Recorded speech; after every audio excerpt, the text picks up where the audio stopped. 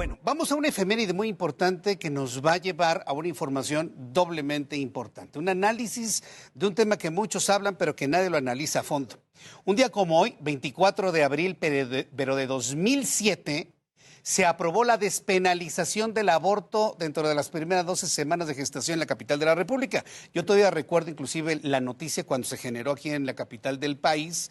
En ese entonces era el jefe de gobierno Marcelo Ebrard, lo recordamos claramente.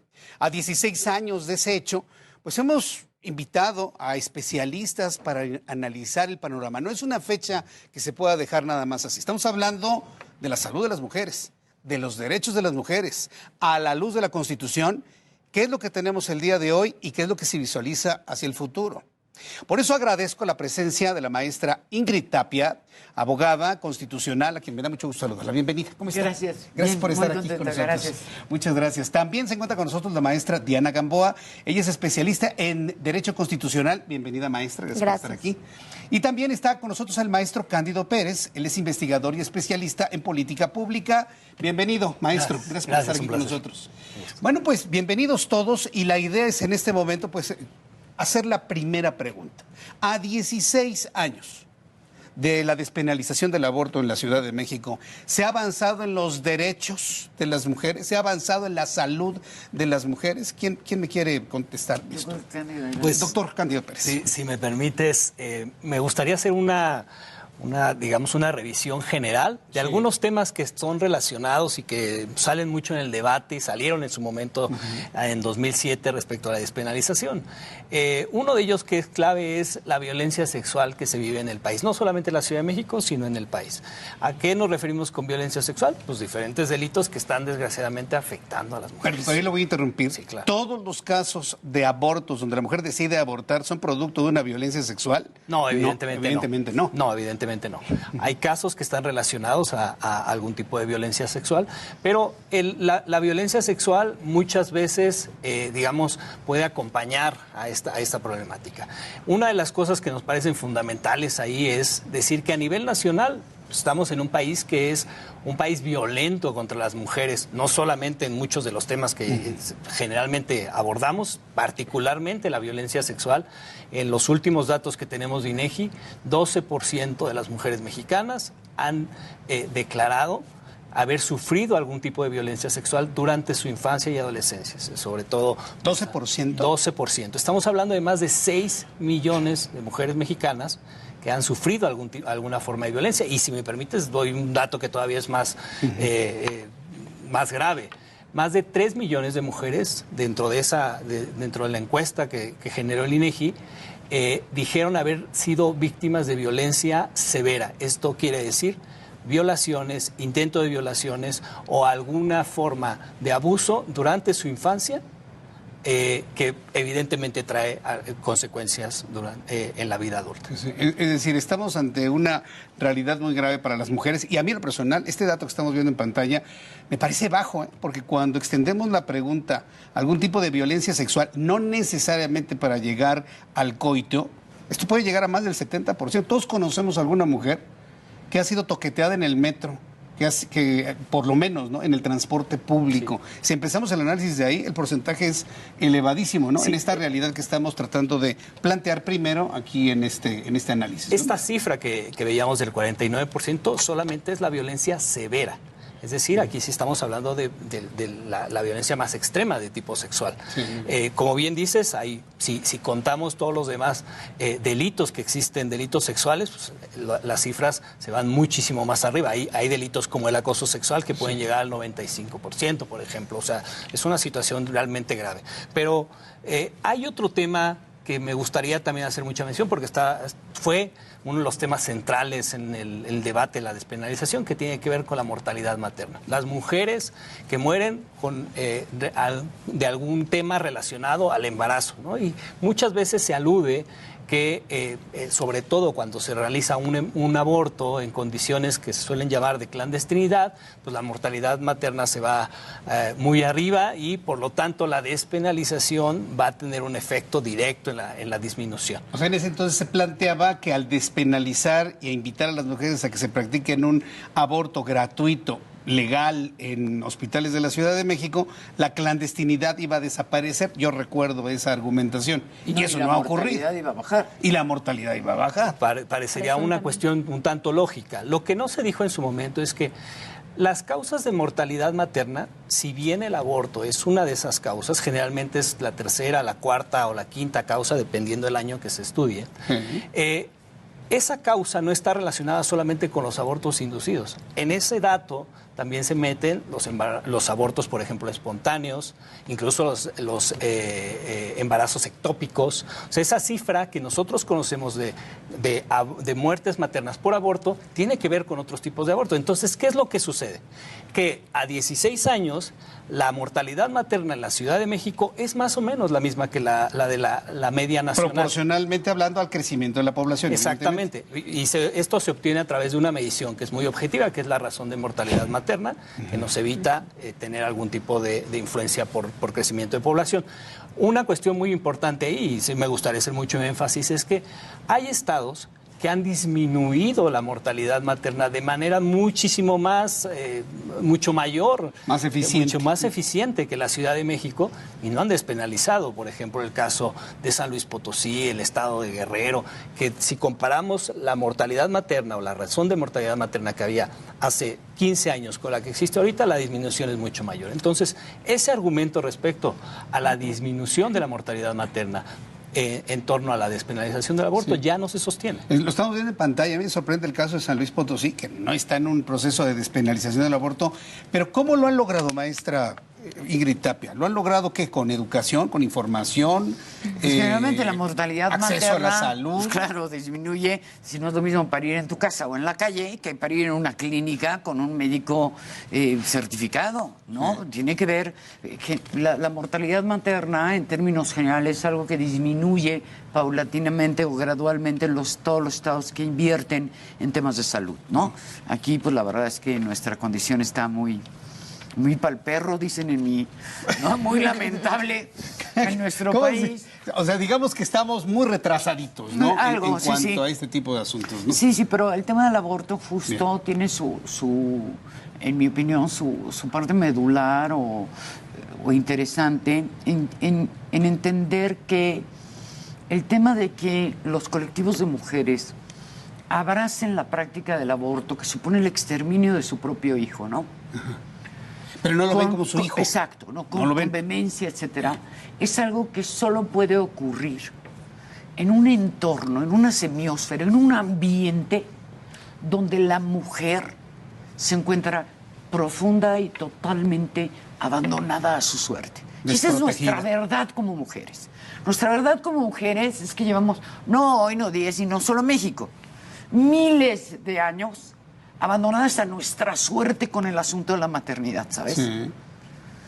Donde si tienes hijos vas sola y hazle como quieras y no hay ni pensiones alimenticias, ni hay atención médico-quirúrgica, ni hay guarderías, ni hay nada. ¿Abandonadas por quién? ¿Por el Estado, por el gobierno, por salud, por el hombre, la pareja? De ahí empezó, pero es por todos. ¿Cuál es la parte relevante? La del Estado. Sí. Y entonces es como el perro que se muerde la cola este tema del aborto. ¿Por qué? Porque los estados que tienden a abrazar el aborto como política pública son los estados claudicantes. ¿Política o bandera política? Como bandera política y política pública. ¿Por qué? Porque pagarte 3 chochos de 300 varos abortivos te sale más barato como estado, como gobierno omiso, claudicante, corrupto, que andar pagando la atención ginecobstétrica de las mujeres, las guarderías, los hospitales, la educación. ¿Sí me explico? A ver, es un punto muy importante. Sale más barato para un gobierno pagar 3 chochos, como nos dice la maestra, para inducir un aborto, que darle toda la atención de salud que hacerte cargo durante el embarazo y posterior al embarazo. Este es un dato tremendo. Los estados chafas, los claudicantes, los omisos, los corruptos, los abandonantes, pues son entusiastas para abrazar el aborto como política pública. ¿Por qué? Porque les conviene. Sí. Claro que les conviene. Y en ese entorno, ¿no? Pues las mujeres tienen que abrazar el aborto como política privada, como decisión privada, porque están solas. Ahí viene el otro tema. La abrazan como un derecho. A la falta de los derechos, maestra Gamboa, Las mujeres sienten que no tienen derechos y se abrazan precisamente a un derecho fundamental. Yo decido sobre mi cuerpo. ¿Qué tenemos sobre eso, maestra? Pues mira, este es un tema problemático. Uno, efectivamente, es ante una situación de vulnerabilidad de la mujer, ¿qué le ofrece el Estado? Terminamos con la vida de tu hijo y se te acaba el problema. Pero una mujer que está en un contexto de violencia va a regresar a su situación de violencia. Una mujer que está en un contexto de vulnerabilidad va a regresar a esa situación y terminar con la vida de su hijo. ¿Por decisión propia o porque la obliga esa a la es la situación? pregunta.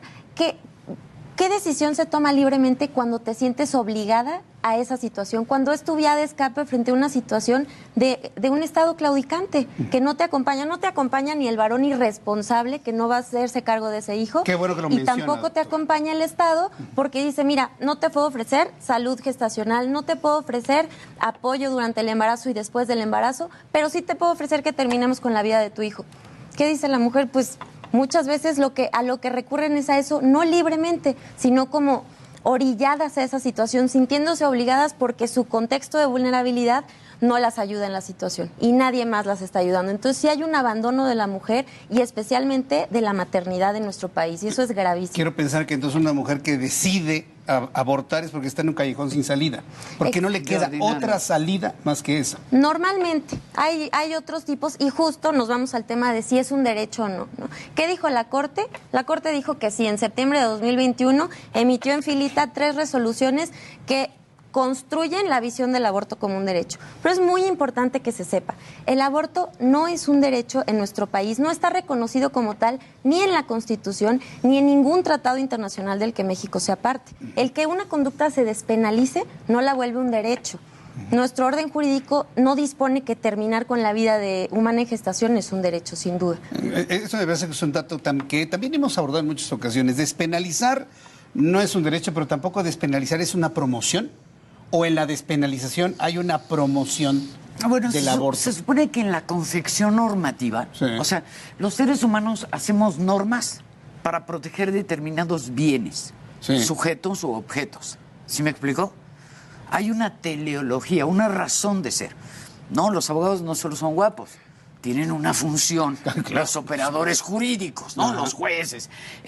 Nosotros hacemos leyes para proteger y lograr algo, ¿no? Sí. En este caso, las leyes destinadas a proteger a la mujer mediante la autorización de privar de la vida al nasciturus, que es el nombre técnico de este ser humano que está por nacer, ¿han ayudado a la mujer? Y el punto es no. Por eso es catastrófica la sentencia de la Corte, porque enuncia un conjunto de condiciones de desigualdad que nos afectan a las mujeres y luego termina concluyendo que la despenalización del aborto va a ayudar a mitigar, erradicar o eliminar todas estas razones de desigualdad. Y no es cierto. Sí. ¿A mí cómo me va a ayudar tener la aptitud de abortar en mi tema de, por ejemplo, de desigualdad de mi ingreso? Porque ya no gasta en un niño que no lo desea, o que es producto de una relación inconfesable. O de feminicidios, o de... No. Pero hay datos, maestro Pérez, hay datos sobre, en esta decisión que estamos platicando con las maestras, en la decisión final de una mujer, es decir, si aborto o no aborto, de las que acuden, por ejemplo, de los datos que seguramente tenemos, de las que acuden a las clínicas, digamos, legales, ¿cuántas deciden que sí, cuántas deciden que no? ¿Se tiene algún dato desde el punto de vista de transparencia? ¿Qué sabe usted sobre ello? Me gustaría hacer una precisión aprovechando incluso la pregunta.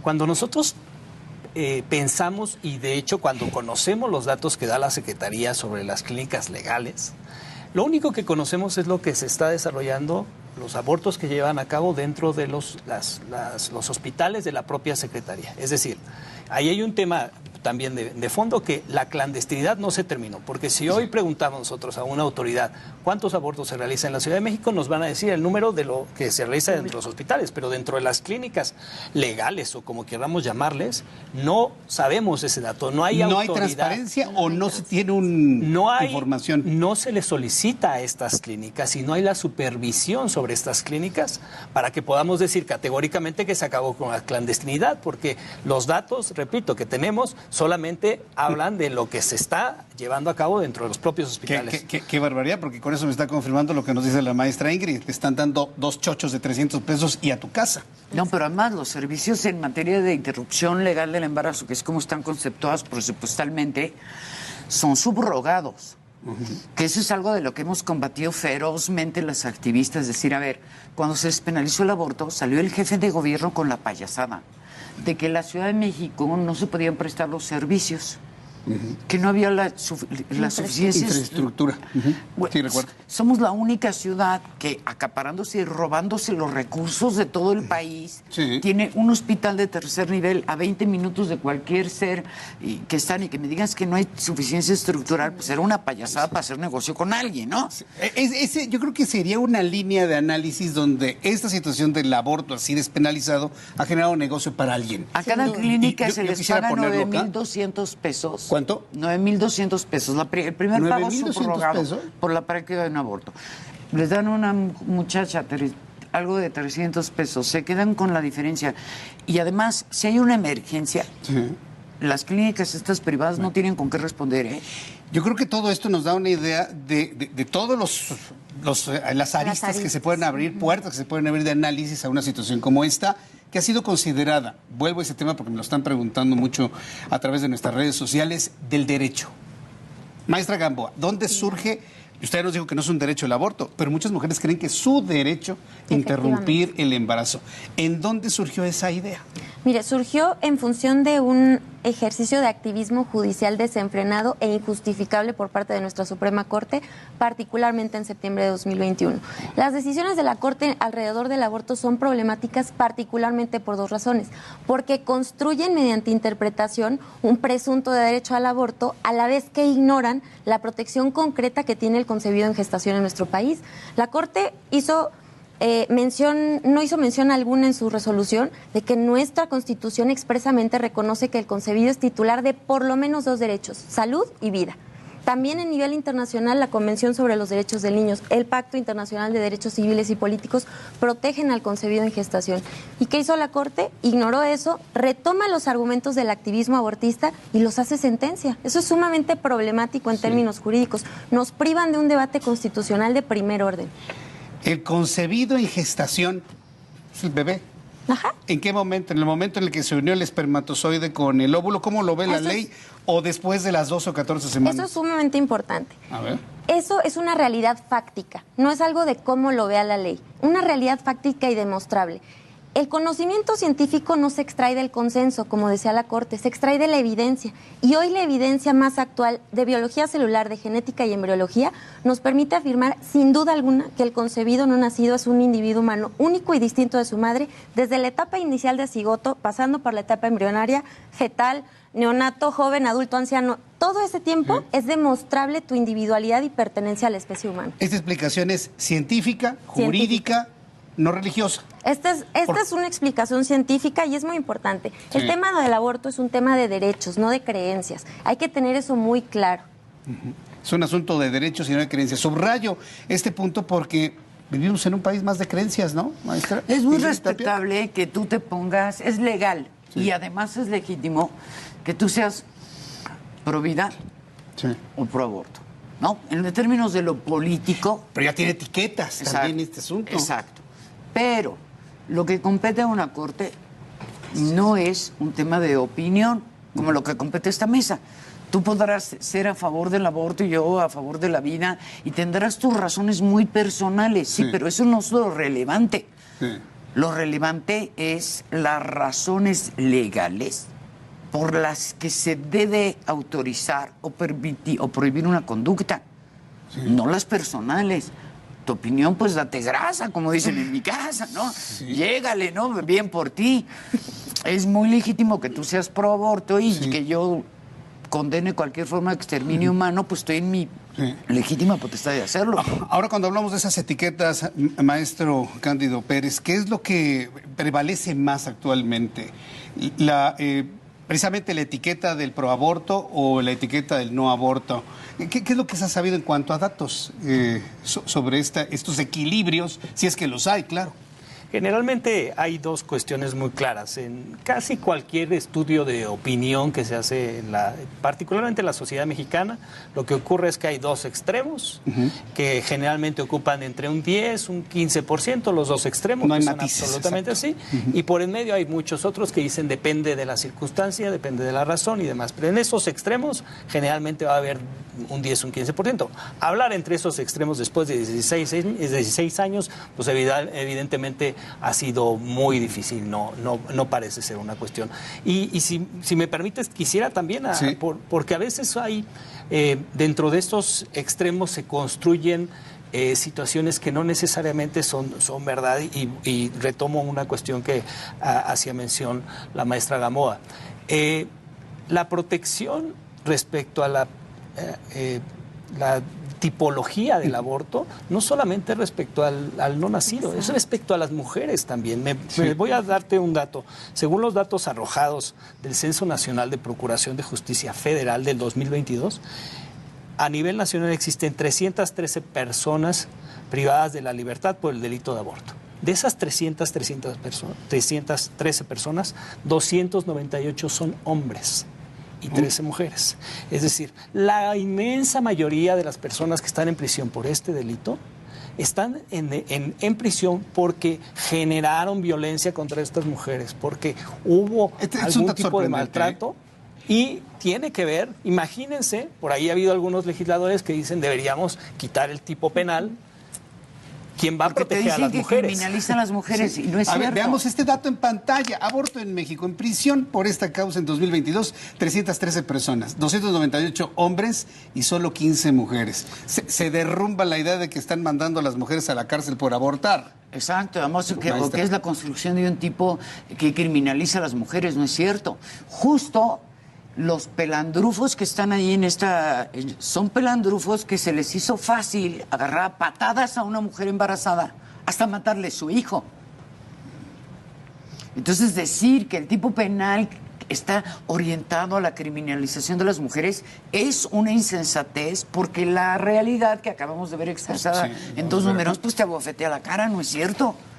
Mal haremos en destipificar el asunto. Maestro Pérez, ¿cuál es la fuente de este dato precisamente? El Censo Nacional de Procuración de Justicia Nacional Federal. de Procuración de Justicia. Es un censo que hace el INEGI y este es el dato más actual, 2022. Maestra Gamboa, yo siempre me he preguntado en dónde queda el papel del hombre. Ahora que lo estamos viendo acá, que sí, de alguna manera, en estos casos está en la cárcel, el papel del hombre en todo este tema del aborto. Ni siquiera los grupos feministas responsabilizan al hombre y hasta como que lo liberan de una responsabilidad como esta. Claro. ¿A quién beneficia una regla que te permite eximirte de toda responsabilidad sobre una conducta que despliegas libremente? Porque, a ver, si hablamos de que el aborto es un presunto derecho, eso significa que puedes simplemente vivir una vida sexual sin responsabilidad porque sabes que tienes este mecanismo. Ahora, ¿qué pasa con los hombres? Y, a ver, yo no sé si ustedes, me imagino que Ingrid sí, pero ¿cuántas conocemos una mujer que el novio le dijo, yo te pago el aborto? ¿Cuántas? Y entonces, ¿a quién beneficia el aborto? El aborto es un negocio de hombres. Es deslindarlos de la responsabilidad, de la cual de por sí ya se deslindan cuando nacen los hijos, pues decirles, ni siquiera tienes que hacerte de cargo de él antes de que nazca. No es posible. La verdad es que necesitamos reivindicar esa exigencia de hombres responsables frente a la paternidad. Hubo un concepto que aquí se planteó que me parece que es durísimo, no nada más para la Ciudad de México, sino para todo el país. El Estado ha claudicado en la protección de las mujeres y en la protección de la maternidad. Y con esto, yo quisiera que en los siguientes minutos pues hiciéramos una conclusión. Yo creo que nos queda claro que el camino no es el aborto, con todo lo que hemos planteado. Tengo 2 minutos para cada quien. Quiero empezar con usted, maestra Ingrid Tapia. Deme una conclusión de todo lo que hemos platicado y hacia dónde va esta discusión, desde su punto de vista. Hay más que preocuparme el señor que se hace que la Virgen le habla en pleno Estado laico. Me preocupa el Estado, me preocupa el aborto como política pública. Sí. No solo en la parte epistémica de promover el exterminio humano como un mecanismo de control natal me parece incorrecto, me parece reprobable moralmente. El aborto es exterminio humano. Sí, claro, correcto. No. Y cualquier forma de exterminio, por las razones que sea, a mí me parece execrable. Lo que más me preocupa es el abandono milenario en el que hemos crecido las mujeres cuando asumimos nuestra maternidad. Y me parece, lo digo muy respetuosamente, que ese sí es un tema de política pública y que es incompatible con la promoción de la agenda del aborto como política pública. Nosotros creo que las mujeres, además de que tenemos cosas más importantes que el aborto, sí, porque tenemos carencias mucho más graves que el aborto, empezando por los feminicidios, por ejemplo. Los feminicidios. O la falta de acceso a la salud en general. El derecho a trabajar, a desarrollarse, romper Me parece techos de que cristal. permitirle al Estado que lo impulse para que el Estado se exceptúe de cumplir con su obligación es incorrecto. Y en ese sentido, proteger la vida humana cobra una doble relevancia, porque es además impulsar otro tipo de políticas donde las mujeres, cuando decidamos ser madres, estemos arropadas en una condición de igualdad, para que esa condición de nuestra maternidad no nos produzca un momento, un estado o un episodio de vulnerabilidad. Y ese es un sentido de igualdad primigenio, el más elemental de todos, que merece la pena honrar, creo yo. La igualdad es la búsqueda. En cuanto a los datos y las realidades, maestro Pérez, ¿estamos cerca, lejos de alcanzar esas igualdades? Una conclusión de 2 minutos, por favor. Pues lo que hay que poner en la mesa respecto a los datos es que los datos nos hablan, como ya he tratado de exponer aquí, de que muchos discursos que se plantearon en el 2007 no se sostienen. Otra cosa es muy importante, y en el sentido de lo que comenta Ingrid, es que las políticas públicas que tendríamos que estar generando, yo las conceptualizo en 2 sentidos. Unas, en que tendrían que hacer todo lo posible para que una mujer no llegue a esa situación, en un sentido. Y en el otro sentido, políticas públicas que den la mayor posibilidad de alternativas, como comenta Ingrid, de arropar a una mujer para que su decisión realmente sea una decisión respecto a una serie de alternativas. Me permito decir, en la Ciudad de México tenemos más de 13,000 mujeres que han reincidido en el aborto. De los más de 257,000 que se han llevado a cabo durante estos años, 16 años, 13,000 han tenido 2 o más abortos. A mí me parece que ese dato es muy preocupante. No tendríamos que estar muy, muy, muy preocupados porque una mujer que ha llegado vuelva ahí, porque entonces estamos fallando doblemente. Definitivamente, porque lo que estoy entendiendo de que no hay impactos emocionales en esos 13,000 casos. Yo sabía que las mujeres que abortan una vez no lo vuelven a hacer nunca en la vida, en lo general, pero este dato también me sorprende y lo estamos también viendo estos datos en pantalla. Pues yo creo que ese mensaje queda muy claro, precisamente para que lo tome en cuenta, pues por ejemplo, un gobierno como el de la Ciudad de México. Pero si hubo un concepto que a mí verdaderamente me cimbró, y estoy seguro a muchas mujeres que nos ven, es que el aborto no es un derecho. No, y yo creo que sobre esta idea, una conclusión, maestra Gamboa, sí, por favor. Hoy, ya lo dijo la Corte, es la falacia de autoridad con la que se pretende imponer la visión del aborto como un derecho. Sin embargo, eso no está reconocido ni en nuestra Constitución ni en ningún tratado internacional. Es sumamente importante tenerlo presente. Y también tengamos presente que, al final de cuentas, la mujer tiene que estar consciente. Lo que está ahí es tu hijo.